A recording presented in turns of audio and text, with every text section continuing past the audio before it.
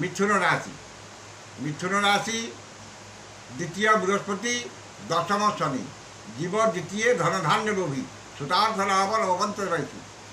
यदि बृहस्पति द्वितीय रही धनधान्य लोभी धन संपद प्राचुर्य प्रतिपत्ति वृद्धि पाइब आकस्मिक धन लाभ सब वर्गर व्यक्ति मान फल पाइबे आकस्मिक धन लाभ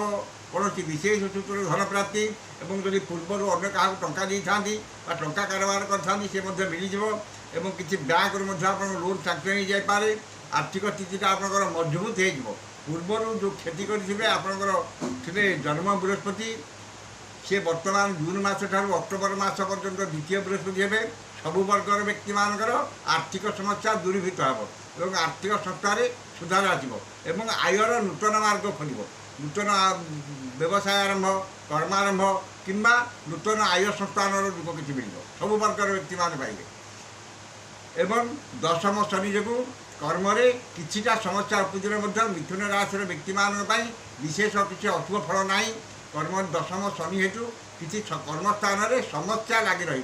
जिते काम जहाँ कले किसी समस्या उपजीव एवं जो कमटी आप करेंगे से समस्त मन को मन को समस्त मन को पाइब ना एवं जिते परिश्रम कले से अनुसार आपंकर फल प्राप्ति हे ना व्यवसाय माने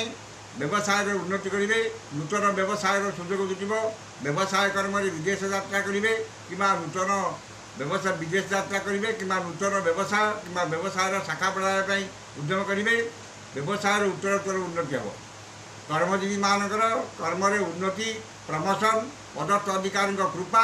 एवं ये कर्मस्थान समस्त सुविधा सुजोग से प्राप्ति करेंगे गृहिणी माने घर समस्त खर्च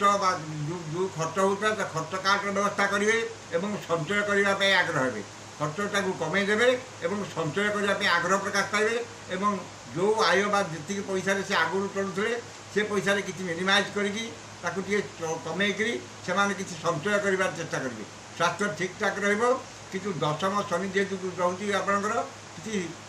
आपंकर गैस प्रोब्लेम हो कि जॉइंट पेन हो ये सब समस्या लगी रही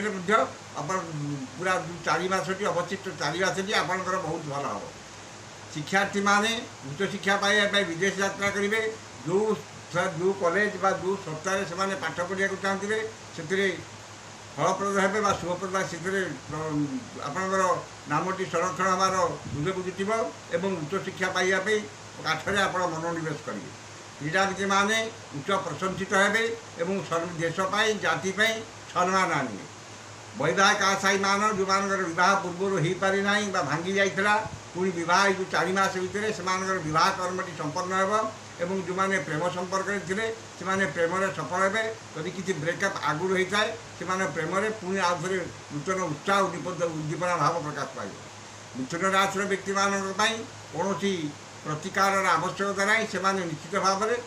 बिना कौन प्रतिकार ये जो 4 मासटी अत्यंत शुभ फल पाइबे यापर जाना आम कर्कट राशि थे द्वादश बृहस्पति हे बर्तमान जून मास 1 तारिख ठार जन्म बृहस्पति जन्म राशि सुराचार्य राम राजा बनंगता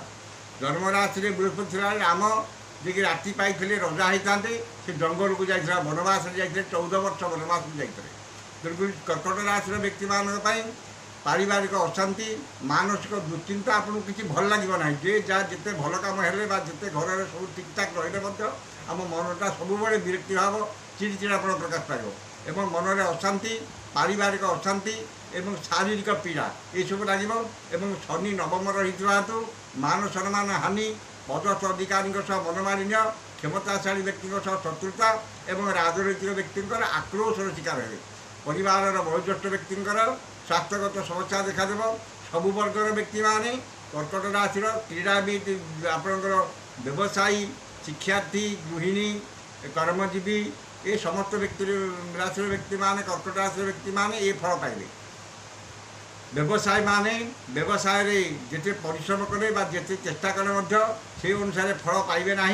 से अनुसार विक्रय क्रय कर ठीक क्रय विक्रय हम ना कर्मचारी समस्या ग्राहक समस्या ये सब लगी रही व्यवसायर अवनति घटब କ୍ରୀଡ଼ାବିତ କର୍ମଜୀବୀ ମାନେ କର୍ମରେ ଅଶାନ୍ତି ପାଇବେ ବା ଯେତେ ଯାହା କର୍ମ କଲେ ମଧ୍ୟ ସେଇଟା କାହା ମନକୁ ଆସିବ ନାହିଁ ବା ଆପଣଙ୍କର କର୍ମ ଠିକ୍ ଯେ କରିପାରିବେ ନାହିଁ। ଠିକ୍ କାମଟା ନ କରି ଆପଣ ଭୁଲ କାମଟାକୁ କରିବେ, ଯେଉଁଟାକି ସମସ୍ତଙ୍କର ଅଶାନ୍ତିର କାରଣ ହେବେ ଏବଂ ଆପଣଙ୍କର ସହକର୍ମୀଙ୍କ ସମସ୍ୟା ଏସବୁ ମଧ୍ୟ ଲାଗି ରହିବ। ସ୍ଥାନ